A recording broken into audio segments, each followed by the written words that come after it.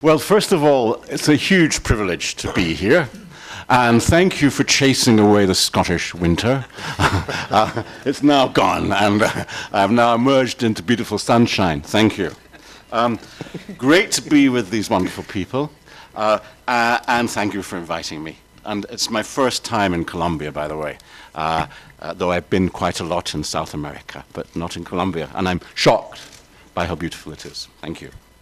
One of the privileges in my life as a musician has been some really lucky chances to be in places and times where I've had the chance to see how music can change things.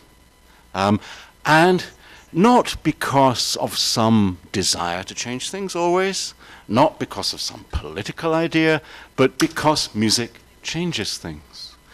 Changes the way we feel. Every human being knows that. It changes the way that one person relates to the other sometimes. And because it changes that, it can change the way that communities work. And because it can change communities, it can change societies. And because it can change societies, it can change countries.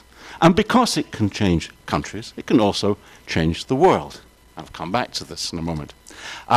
What I'd like to do is to focus today on a specific aspect of music. Because your title is healing, I would like to talk about one example. I won't take too much of your time, but I'll take you through some examples. First of all, I don't believe music can heal anything. I think it can assist in the process of healing. It can make healing possible. That's really important. And I'd like to tell you a story of how I got involved with working with children with trauma. One of the things I do is go around the world in a happy, sad mission.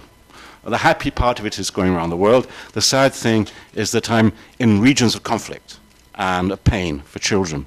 And I've been lucky enough to be with a group of people who developed some methods of how to deal with that. It all began, in my case, in Bosnia-Herzegovina, in Sarajevo. And I was working as a musician, but for human rights in Sarajevo, not actually for music. Saw the situation in the city, which was terrible for children. It was a medieval siege of a modern city. You know, if you wanted to have water, you had to go to a spring and risk your life. You would be shot by snipers in the hills. There were shells, grenades falling the whole time. The schools were closed to children. And I said to some of my friends, artists in Sarajevo, why can't we do something for the kids, children? Why don't we do something? And they said, we want to, but look at us, you know, we're skeletons. They had lost their energy. It would have to be a collaboration. So we collaborated, and we started doing art, music mostly with kids, trying to find safe places. The big old houses in Sarajevo have big cellars, and we'd use those.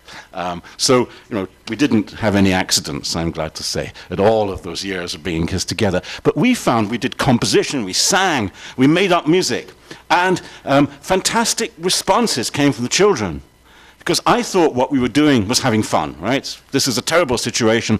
I thought we were just taking the children into a nicer place where they could forget the nasty things that were happening to them.